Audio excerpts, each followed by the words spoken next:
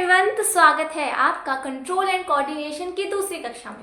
तो देखिए, आगे की कार्यवाही करने से पहले हम थोड़ा सा एक काम कर लेते हैं कि पिछले क्लास के कुछ इंपॉर्टेंट क्वेश्चन देख लेते हैं, जिनको हम कहते हैं ब्रिज क्वेश्चंस, क्योंकि वो दूसरी क्लास से हमारी पहली क्लास को जोड़ रही हैं। तो कॉन्सेप्ट्स को थोड़ा सा और स्ट्रॉन्ग करने के लिए और थोड़ा सा रिवीजन के तौर पर हम कुछ क्वेश्चंस कर लेते हैं। ठीक है, तो पिछली क्लास से रिलेटेड ये क्वेश्चन है, उसके बाद आगे की क्लास हम स्टार्ट करेंगे। ठीक है, तो देखिए क्वेश्चंस आपकी स्क्रीन पर आ रहे हैं, उन्हें देख देख करके आप आंसर ढूंढिए, पढ़िए और फिर उसके बाद मैं बताऊंगी आपको कि इनके आंसर्स हैं क्या। ठीक है, तो पहला क्वेश्चन है, name the two tissue that causes control and coordination in multi cellular organisms. ऐसे कौन से दो टिश्यूज हैं जो हमारे अंदर कंट्रोल एंड कोऑर्डिनेशन लाते हैं? तो पहले क्वेश्चन का आंसर है नर्वस टिश्यू, यानी कि हमारी न्यूरॉन्स, नर्वस टिश्यू। और नर्वस टिश्यू किसको हमारे कमांड देती है? Nervous tissue and muscular tissue. देखिए हमारी मसल्स शो करती है हमारे एक्शंस को। ठीक है, तो मस्कुलर टिश्यू। ठीक है, ये दो हमारे टिश्यूज हैं जो control and coordination human body में शो करते हैं। सेकेंड क्वेश्चन क्या है? सेकेंड क्वेश्चन कहता है, how the spinal cord protected in human beings. हमारे अंदर स्पाइनल कॉर्ड के प्रोटेक्शन के लिए क्या सिस्टम है, किस तरीके से हमारी स्पाइनल कॉर्ड प्रोटेक्टेड होती है? तो देखिए हमारी स्पाइनल कॉर्ड क्या होती है, एक नर्व का एक पूरा टिश्यू होता है, लंबा सा ट्यूब जैसा, उसको कवर करने के लिए हमारे पास है हमारी बैकबोन, या फिर जिसको हम कह सकते हैं वर्टिब्रल कॉलम। यानी कि हमारे पास स्पाइनल कॉर्ड को प्रोटेक्ट करने के लिए है वर्टिब्रल कॉलम, या इसी वर्टिब्रल कॉलम को आप कह सकते हैं बैकबोन। ठीक है, वर्टिब्रल कॉलम और ये जो हमारी स्पाइनल कॉर्ड होती है, दोनों अलग अलग चीजें होती हैं। ठीक है, अब देखते हैं थर्ड क्वेश्चन। थर्ड क्वेश्चन में वो क्या कह रहा है? थर्ड क्वेश्चन में, name one olfactory and one gustatory receptor in human beings. देखिए ऑल्फैक्टरी रिसेप्टर्स होते हैं हमारी नोज के अंदर, और गस्टेटरी रिसेप्टर्स होते हैं हमारी टंग के अंदर, जो हमें टेस्ट दिलवाते हैं। ठीक है, तो गस्टेटरी रिसेप्टर्स में आप लिख सकते हैं, गस्टेटरी रिसेप्टर्स में कि हमारे टंग पर जो टेस्ट बड्स है, तो टेस्ट बड एक तरीके से आप कह सकते हैं कि हमारे क्या है, गस्टेटरी रिसेप्टर्स हैं। और एक बात ऑल्फैक्टरी रिसेप्टर्स की, तो आप इसमें नोज लिख सकते हैं ऑल्फैक्टरी रिसेप्टर्स के तौर पे। ठीक है, ऑल्फैक्टरी रिसेप्टर्स है हमारी नोज। ठीक है, ये दोनों ही गस्टेटरी रिसेप्टर और ऑल्फैक्टरी रिसेप्टर हमारे टेस्ट में भी हेल्प करते हैं, आपको याद हो तो एक्टिविटी में था हमारी। ठीक है, फोर्थ क्वेश्चन है, write A and B of the given flow chart. आपको फ्लो चार्ट दे रखा है कि किस तरीके से आपकी नर्व इंपल्स न्यूरॉन में ट्रैवल करती है। तो देखिए न्यूरॉन में कैसे ट्रैवल करती है, हमारे न्यूरॉन में हमारी इंपल्स ट्रैवल करती है इस तरीके से। यहाँ पे हमारी डेंड्राइट्स होती है। ठीक है, ये हमारी डेंड्राइट्स होती है इस तरीके से निकली हुई, और इसके बाद यहाँ से कनेक्टेड होती है हमारी लंबी सी एक ट्यूब, जिसको हम बोलते हैं एक्सॉन। एक्सॉन के बाद क्या होता है, यानी कि यहाँ पे क्या थे, डेंड्राइट्स। डेंड्राइट्स के बाद ये जो बीच का पार्ट है, इसको बोला जाता है सेल बॉडी। ठीक है, सेल बॉडी के बाद एक्सॉन, और एक्सॉन के बाद आते हैं हमारी नर्व एंडिंग या फिर एक्सॉन टर्मिनल्स। तो हमारा जो इसमें फ्लो चार्ट है, उसमें ए और बी मिसिंग है। तो हमारा यहाँ पे फ्लो चार्ट कैसे बनेगा, पहले जाएंगी डेंड्राइट्स में हमारी नर्व इंपल्स, यानी कि दूसरी नर्व से डेंड्राइट में सबसे पहले नर्व इंपल्स आएगी, उसके बाद जाएगी हमारी सेल बॉडी में, या फिर इसी का दूसरा नाम साइटोन भी होता है। सेल बॉडी से जाएगी हमारे एक्सॉन में, और एक्सॉन से जाएगी एक्सॉन टर्मिनल में, या फिर आप कह सकते हैं नर्व एंडिंग में। ठीक है, तो ये हो गया हमारा फ्लो चार्ट, ये है ए और ये है बी। ठीक है, अब देखते हैं फिफ्थ क्वेश्चन क्या कह रहा है। फिफ्थ क्वेश्चन में, why can't we taste anything after blocking our nose. यानी कि जब हम अपनी नाक को बंद कर लेते हैं तो हम किसी चीज़ का टेस्ट क्यों नहीं ले पाते हैं? वो हम इसलिए नहीं ले पाते क्योंकि जो हमारे ऑल्फैक्टरी रिसेप्टर्स जो हमारी नोज में प्रेजेंट होते हैं, वो हमारे टेस्ट को दिलवाने में हेल्प करते हैं। हमारे जो ऑल्फैक्टरी रिसेप्टर्स होते हैं वो 80% तक टेस्ट को पहचानने में हेल्प करते हैं, गस्टेटरी रिसेप्टर्स के साथ साथ। तो यानी कि जब हम नोज को ब्लॉक कर लेते हैं तो ऑल्फैक्टरी रिसेप्टर्स को भी हम क्या कर लेते हैं, ब्लॉक कर लेते हैं। ऑल्फैक्टरी रिसेप्टर्स ब्लॉक हो जाते हैं। हमारी जो महक है, हमारे खाने की जो स्मेल है, वो हमारी नोज तक, हमारे ऑल्फैक्टरी रिसेप्टर्स तक नहीं पहुंच पाती। तो ऑल्फैक्टरी रिसेप्टर्स क्या हो जाते हैं, हमारे ब्लॉक हो जाते हैं। इस वजह से हमें टेस्ट नहीं आ पाता है नाक बंद करने के बाद, या फिर जब हमें कोल्ड होता है। ठीक है, सिक्स्थ क्वेश्चन देखिए, the gap between two neurons is called. देखिए दो न्यूरॉन्स के बीच में गैप होता है, जैसे यहाँ पे न्यूरॉन है, इसकी नर्व एंडिंग होगी, नर्व एंडिंग से फिर क्या कनेक्टेड होती है, दूसरी न्यूरॉन कनेक्टेड होती है। ठीक है, तो इन दोनों न्यूरॉन्स के बीच में कुछ गैप होता है। ये यही पूछा है कि इस गैप को क्या बोला जाता है, तो इस गैप को बोला जाता है साइनेप्स। ठीक है, इस गैप को बोला जाता है साइनेप्स, जिसके अंदर केमिकल्स रिलीज करे जाते हैं। ठीक है, तो ये हो गया हमारे क्वेश्चंस के आंसर। अब देखते हैं हम आज की क्लास से स्टार्ट करते हैं। आज की क्लास में क्या पढ़ेंगे हम? आज की क्लास में हम बेसिकली पेरिफेरल नर्वस सिस्टम यानी कि नर्वस सिस्टम पढ़ेंगे। सेंट्रल नर्वस सिस्टम में क्या क्या आता है, पेरिफेरल नर्वस सिस्टम को डिटेल में पढ़ेंगे। उसके बाद हम पढ़ेंगे कि रिफ्लेक्स एक्शंस क्या होती हैं। ठीक है, तो ये आज हमारा काम है। आज की वीडियो में हम ये सब देखेंगे। ठीक है, तो सबसे पहले स्टार्ट करते हैं हमारे किससे, हमारे नर्वस सिस्टम से। देखिए, आपको न्यूरॉन का स्ट्रक्चर मैं पढ़ा चुकी थी, अब पढ़ते हैं हम नर्वस सिस्टम। नर्वस सिस्टम क्या होता है? नर्वस सिस्टम वो सिस्टम है हमारी बॉडी में जो न्यूरॉन्स के थ्रू हमारा सिस्टम चल रहा है पूरा, उसको बोलते हैं नर्वस सिस्टम। यानी कि इम्पल्सेस हमारी बॉडी में ट्रैवल कर रही हैं और सिग्नल एक जगह से दूसरी जगह जा रहे हैं, किसके थ्रू? नर्वस सिस्टम के थ्रू। अब नर्वस सिस्टम के दो पार्ट्स होते हैं। ठीक है, एक होता है हमारा मेन सेंट्रल वाला, हमारा नर्वस सिस्टम, जिसको बोला जाता है CNS या फिर सेंट्रल नर्वस सिस्टम। ठीक है, ये मेन सिस्टम होता है हमारा सेंट्रल नर्वस सिस्टम। और दूसरा होता है हमारा PNS या फिर इसी को बोल सकते हैं पेरिफेरल नर्वस सिस्टम।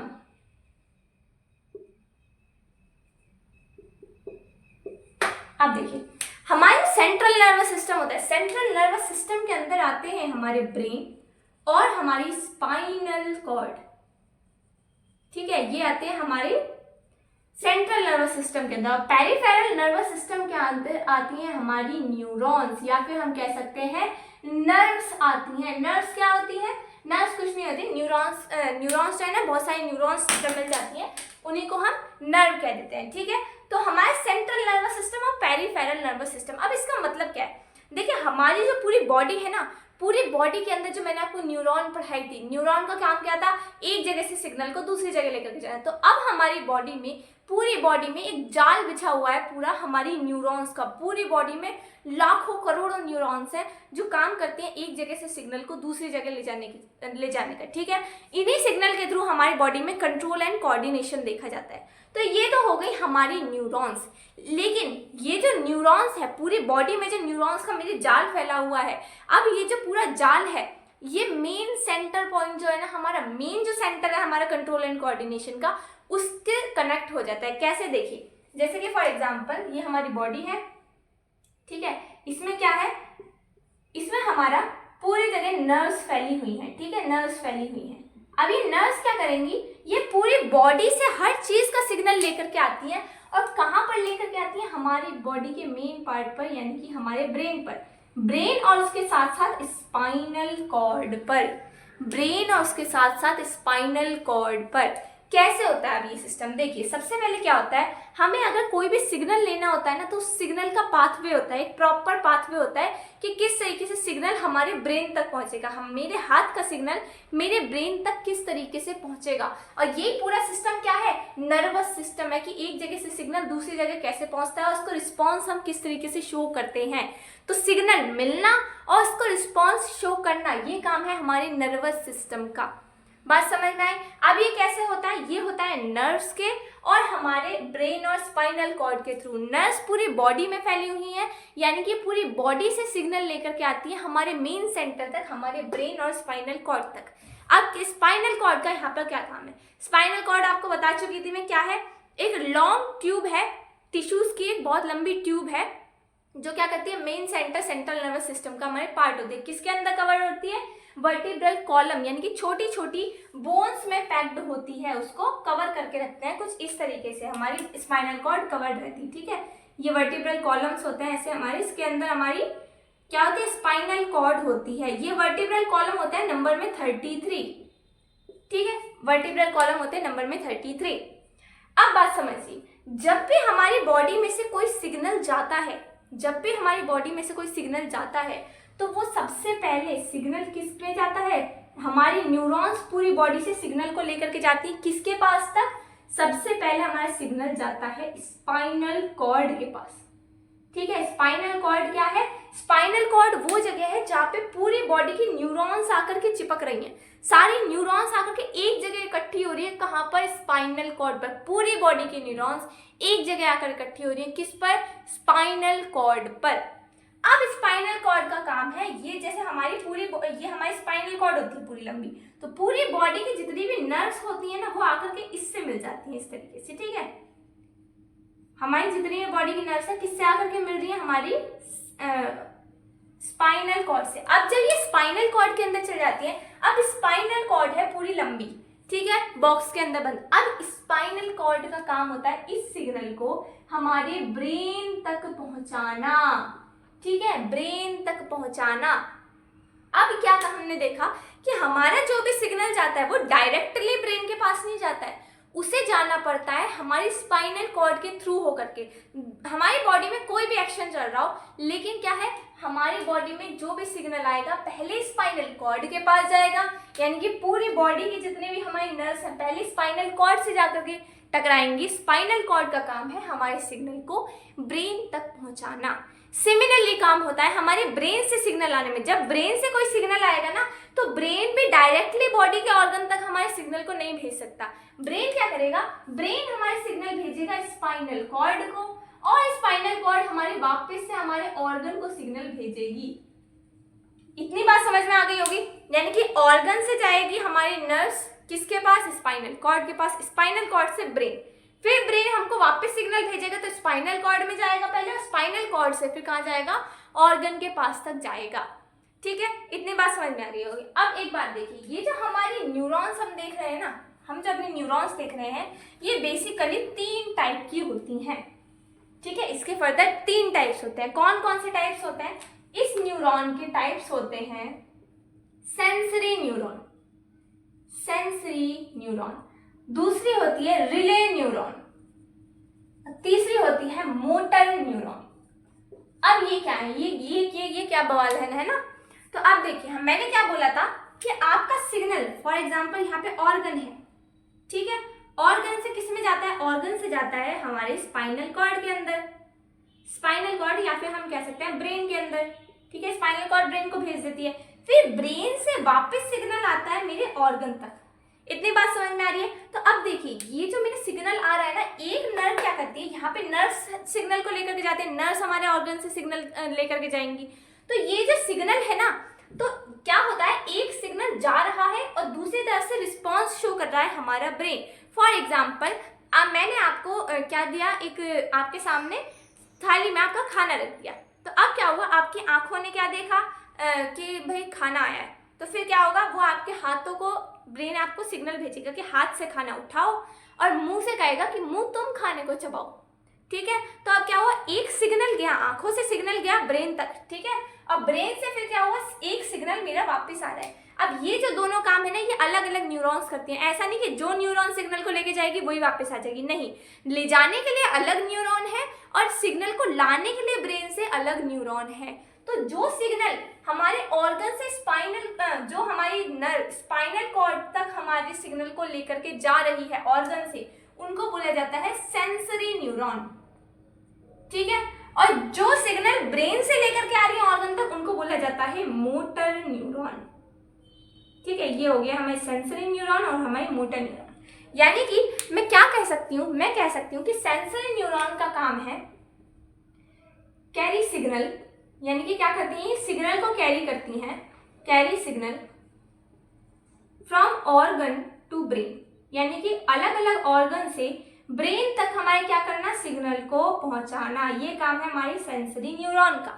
अब हमने क्या देखा कि जो सिग्नल वापस ला रही है उसको बोलते हैं मोटर न्यूरॉन, यानी कि ये क्या करती है, कैरी सिग्नल, सिग्नल कहाँ से कैरी कर रही है, सिग्नल को कैरी कर रही है ब्रेन से कहाँ तक, ब्रेन टू ऑर्गन, यानी कि डिफरेंट ऑर्गन तक ब्रेन से जो सिग्नल को लेकर के आ रही है उनको बोल दिया हमने motor neuron, sensory neuron, motor neuron. अब रिले न्यूरॉन क्या होती है, रिले न्यूरॉन क्या होती है, मैंने आपसे क्या बोला था कि जो स्पाइनल कॉर्ड है वो क्या कर रही है, एक तरीके से हर जगह के बॉडी के जितनी भी नर्व्स हैं उनको अपने अंदर एक जगह पर ज्वाइन कर रही है, यानी कि स्पाइनल कॉर्ड ऐसी जगह हो गई जहाँ पे हमारी बॉडी की सारी न्यूरॉन्स आकर के मिल रही हैं, उसमें मोटर न्यूरॉन्स भी हैं, उसमें सेंसरी न्यूरॉन्स भी हैं, तो अब क्या करती है स्पाइनल कॉर्ड, दोनों नर्व्स को जोड़ती है।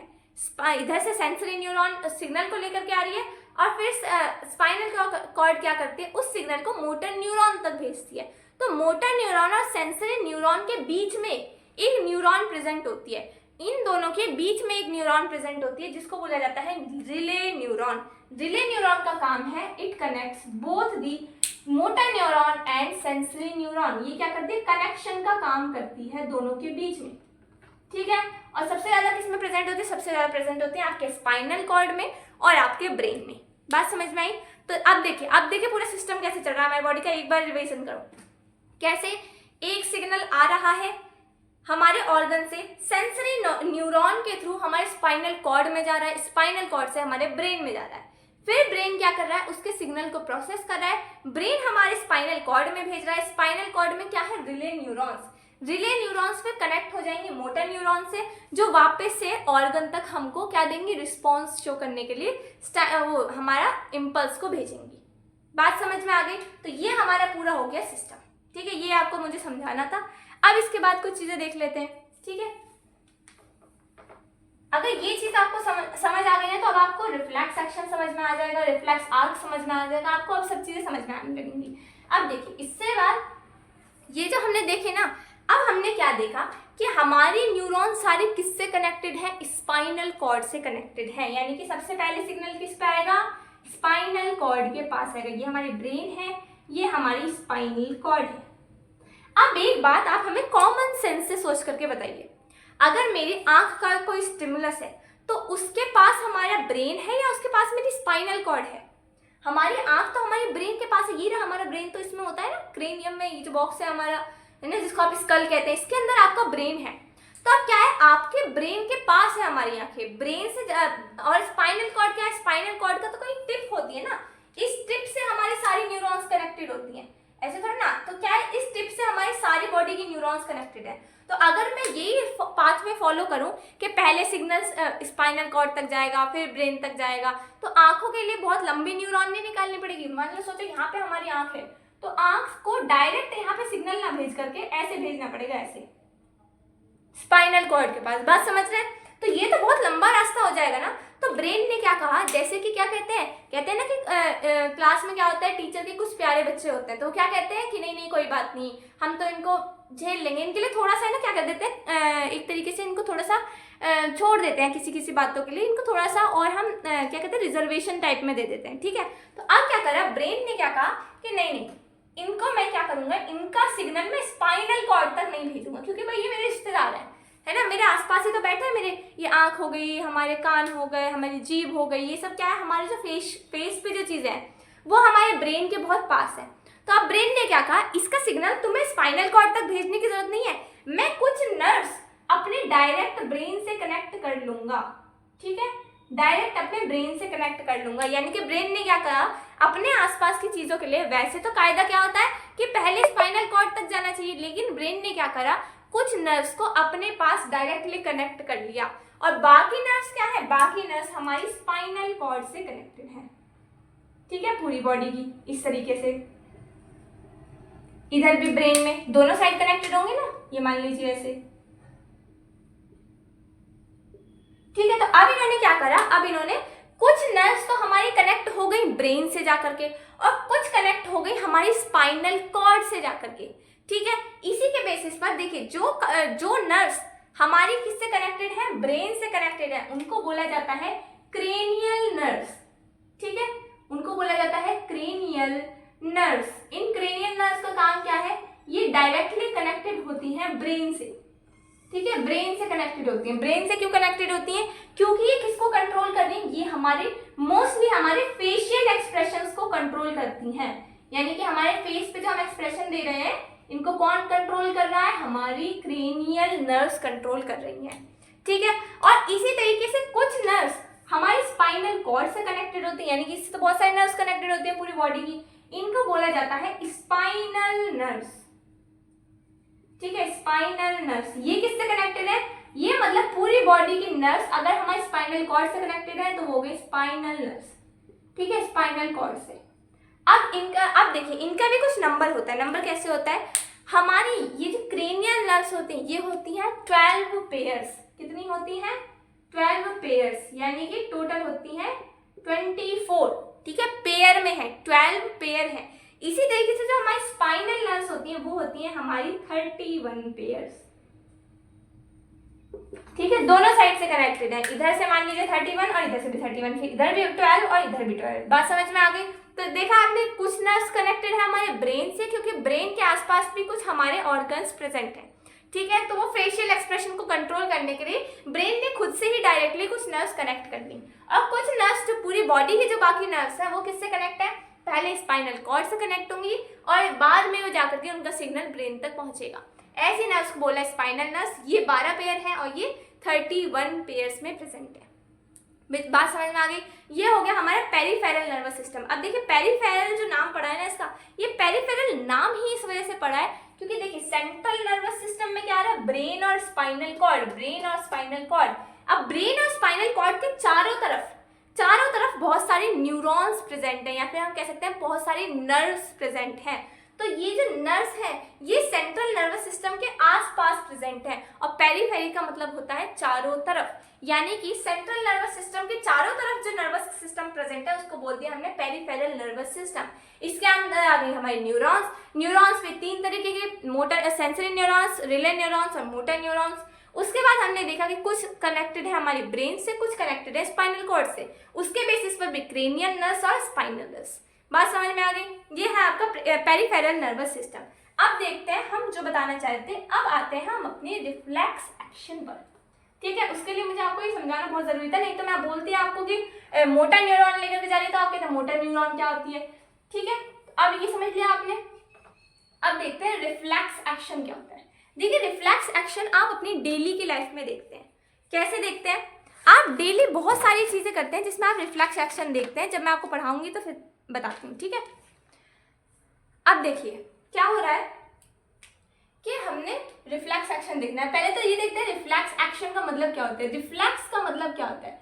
रिफ्लेक्स का मतलब हमारी एनसीईआरटी कहती है कि कोई भी चीज जो इमीडिएटली हो रही है, यानी कि बहुत ही फास्ट एक्शन, फास्ट एक्शन को बोला जाता है रिफ्लेक्स एक्शन। कैसे? जैसे कि वो इसमें एग्जांपल दिया हुआ है कि मैं खाना खा रहा था तो मैंने रिफ्लेक्सली क्या करा? मैंने रिफ्लेक्सली अपने फूड को ऑब्टेन कर लिया, यानी कि मैंने बहुत जल्दी अपने खाने को खा लिया। मैं रिफ्लेक्सली बस से उतर गया, मैं बहुत जल्दी बस से उतर गया। ठीक है, तो रिफ्लेक्स का मतलब क्या होता है? बहुत ही फास्ट एक्शन। अब इसका हमारी बॉडी से क्या मतलब है? देखिए जब मैं आपको एग्जाम्पल देती हूँ तो एग्जाम्पल में आप समझिए कि फॉर एग्जाम्पल आप आराम से बैठने जा रहे थे, बेड पे बिल्कुल लेटने के मूड से थे, है ना, थक गए थे, काफ़ी बहुत थके हुए हैं आप, दिन भर आपने काम करा है, एकदम से आप थके हुए, दिमाग भी थका हुआ है बहुत ज़्यादा। जैसे ही आप बैठे तो आपको पता लगा कि आपके नीचे सुई रखी हुई है। तो एक बात बताइए, आपको जब आप बैठते हैं और आपके नीचे कोई सुई रखी हुई थी, आप कितने जोर से एकदम से उठ जाते हैं, है ना? तो क्या वो बहुत ही फास्टली आप उठ जाते हैं और उसके बाद समझ में आता है अच्छा सुई थी वो जो हमारी चुभ रही थी। सिमिलरली क्या होता है, जब आप किसी गर्म ऑब्जेक्ट को छू लेते हैं, आपने गलती से, आपको ध्यान नहीं रहा और आप ऐसे कुछ काम करते हैं, आपने गलती से किसी गर्म ऑब्जेक्ट को छू लिया तो कितनी जोर से आप हाथ उठाते हैं, है ना? एकदम से जैसे टच करते हैं ऐसे हटा देते हैं हाथ को, है ना? तो क्या हो गया, बहुत ही जल्दी आप अपने एक्शन को शो कर रहे हैं। क्यों कर रहे हैं? क्योंकि ये है इमरजेंसी की सिचुएशन। ठीक है, इस सिचुएशन में अगर आप ये सोचेंगे कि अच्छा मेरा हाथ लग गया है, गरम लग रहा है, कुछ गरम होगा ये, शायद मुझे हटा लेना चाहिए क्योंकि मेरा हाथ जल जाएगा, इतना तो आप सोचते ही नहीं है। क्या होता है, जैसे ही आप हाथ लगाते हैं तुरंत हाथ को हटा लेते हैं। क्यों हटा लेते हैं? यही है हमारा रिफ्लेक्स एक्शन। यानी कि किसी भी इमरजेंसी के सिचुएशन में जब हम बहुत जल्दी एक्शंस को शो करते हैं उनको बोला जाता है रिफ्लेक्स एक्शंस। रिफ्लेक्स एक्शंस यानी कि किसी एक्शन का बहुत जल्दी होना, वो कहलाता है हमारा रिफ्लेक्स एक्शंस। ठीक है, तो अब क्या होता है, ये होता है हमारी इमरजेंसी की कंडीशन में। अब देखिए ऐसा क्या हो रहा है, जो हमारे एक्शंस है वो इतनी जल्दी हो रहे हैं कि हमें भी पता नहीं लगती। तो इसमें क्या होता है, आप जो देखते हैं ना, आपके सिग्नल डायरेक्टली पता किससे आते हैं? आपके सिग्नल डायरेक्टली स्पाइनल कॉर्ड से आते हैं। स्पाइनल कॉर्ड से मतलब स्पाइनल कॉर्ड में तो जाते ही हैं, लेकिन मतलब कि स्पाइनल कॉर्ड क्या करती है, जो सिग्नल मैंने आपको बोला था ना स्पाइनल कॉर्ड से ब्रेन में जाते हैं, तो वो ब्रेन में नहीं जाते, डायरेक्टली यहीं से उठ करके आ जाते हैं। कैसे? अब देखिए नॉर्मल कंडीशन में क्या होता है, अगर मैं नॉर्मल कंडीशन की बात करूं तो नॉर्मल कंडीशन में हमारे इम्पल्स क्या हमारा जो एक्शन होता है वो किस तरीके से होता है, क्या होता है कि हमारी सेंसरी न्यूरॉन आती है, ठीक है, किसको लेकर, सिग्नल को लेकर, किसके पास तक आती है, हमारी स्पाइनल कॉर्ड तक, ठीक है। स्पाइनल कॉर्ड फिर क्या करती है, हमारे ब्रेन तक सिग्नल को पहुंच जाती है। फिर ब्रेन उसको प्रोसेस करके, कायदे में ब्रेन जो है हमारा मेन, उसको प्रोसेस करके वापस स्पाइनल कॉर्ड को सिग्नल भेजता है। स्पाइनल कॉर्ड से फिर कहाँ जाती है, स्पाइनल कॉर्ड से फिर हमारी मोटर न्यूरॉन्स हमारी पूरी बॉडी में इस सिग्नल को भेज देती है। ये हमारा हो गया नॉर्मल कंडीशन में। लेकिन जब हमारा क्या होता है, रिफ्लेक्स एक्शन होता है, तो रिफ्लेक्स एक्शन के केस में क्या होता है, देखिए रिफ्लेक्स एक्शन के केस में क्या होता है, ये जो हमारी सेंसरी न्यूरॉन हमारे सिग्नल को लेकर के जा रही थी ना, सेंसरी न्यूरॉन्स स्पाइनल कॉर्ड में जाती हैं, लेकिन स्पाइनल कॉर्ड में जाने के बाद ये ब्रेन में नहीं जाती। क्यों नहीं जाती वो अभी बताऊंगी, लेकिन ब्रेन में जाती, डायरेक्ट क्या हो जाती है, मोटर न्यूरॉन से यहीं के यहीं स्पाइनल कॉर्ड से ही हमारा डायरेक्टली क्या हो रहा है, पूरा का पूरा हमारे सिग्नल हमारे ट्रांसफर हो रहे हैं। क्यों हो रहे हैं, क्योंकि भाई देखिए, अब आप ये कह सकते हैं कि हमारे ब्रेन तो हमारे बहुत अच्छे तरीके से काम करता है, स्पाइनल कॉर्ड तो हमारे इतने वेल डेवलप भी नहीं है, तो फिर स्पाइनल कॉर्ड से क्यों हमारे एक्शन जा रहे हैं, ब्रेन से एक्शन क्यों नहीं जा रहे हैं, ब्रेन से हमारे एक्शन क्यों नहीं जा रहे हैं। तो देखिए आप क्या देखते हैं कि जो हमारा ब्रेन होता है ना, ब्रेन होता है हमारा बहुत ही समझदार, है ना।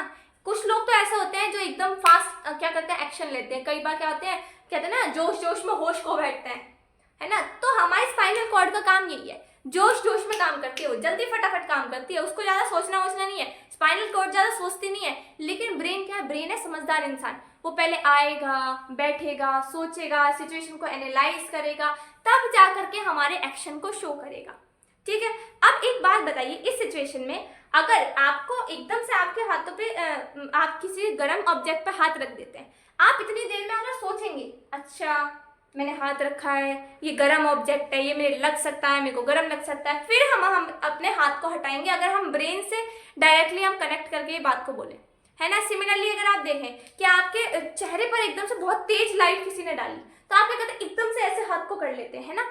तो ये क्या हुआ, आपने बहुत जल्दी एक एक्शन को लिया कि जल्दी से फटाफट लाइट आ रही है, लाइट से एकदम से ऐसे कर लिया। आप बाद में सोचते हैं ये आपके क्या है, ये आपके ऐसे एक्शन है जो आप बिना सोचे समझे कर देते हैं, है ना। बाद में सोचते हैं अच्छा लाइट आई थी, है ना। पहले क्या हो गया, हमारी बॉडी ने बहुत फास्टली हमारे एक्शंस को शो करा है, ठीक है। तो अगर इस केस में हम अपने ब्रेन को देखें, तो ब्रेन क्या होता है, ब्रेन करता है हमारा समझदारी से काम, कि ब्रेन क्यों नहीं, देखो ब्रेन जो होता है ना, उसमें प्रोसेसिंग बहुत स्लो होती है, इनकी स्लो प्रोसेसिंग होती है, उसके अंदर बहुत सोच समझ के हमारा ब्रेन काम करता है। लेकिन हमारे जो रिफ्लेक्स एक्शन है वो इमरजेंसी केसेस में होते हैं। इमरजेंसी में क्या होता है, हमें फटाफट से हमारे एक्शंस को हमें चाहिए होते हैं। आप फॉर एग्जांपल आप आराम से बैठे हैं और एग्जाम से बैठे बैठे आपको एकदम से क्या दिखा, आप आराम से बैठे हैं, एकदम काम कर रहे हैं बिल्कुल फोकस होकर के, है ना, और आपने क्या देखा एकदम से कि एकदम से सांप आ गया। आप सांप को देखते ही भाई दिमाग में तो आते ही पहले दौड़ना शुरू कर देते हैं, सांप को देखते ही दौड़ना शुरू कर देते हैं, उसके बाद समझ में आता है सांप आ रहा है, जल्दी जल्दी भागो भागो भागो, है ना।